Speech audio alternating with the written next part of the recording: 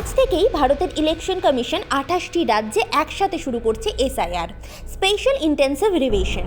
কিন্তু সতর্ক থাকুন ভুল তথ্য থেকে, যা মানুষকে বিভ্রান্ত করার চেষ্টা করবে, কারণ এর পেছনে আছে পলিটিক্যাল লাভের খেলা।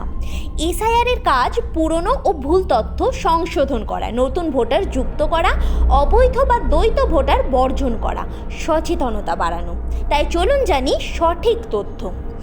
28শে অক্টোবর থেকে 23রা নভেম্বর বিএলও ট্রেনিং চলবে। 4ঠা নভেম্বর থেকে 4ঠা ডিসেম্বর কর্মকর্তারা বাড়ি বাড়ি গিয়ে ভোটার তথ্য নেবেন। বাড়ি বন্ধ থাকলে 3 বার পর্যন্ত তারা ফিরেও আসবেন।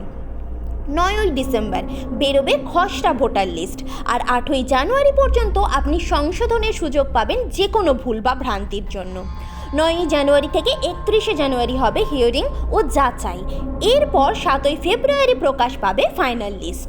যদি 2002 সালের ভোটার লিস্টে আপনার বা আপনার বাবা মায়ের নাম থাকে, আপনার এ ব্যাপারে চিন্তার কোনো কারণই নেই।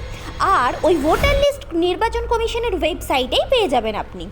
কিন্তু যদি 40, 50 বা 60 বছরের কেউ প্রথমবার 2020 সালের ভোটার হন, সেখানেই প্রশ্ন উঠবে।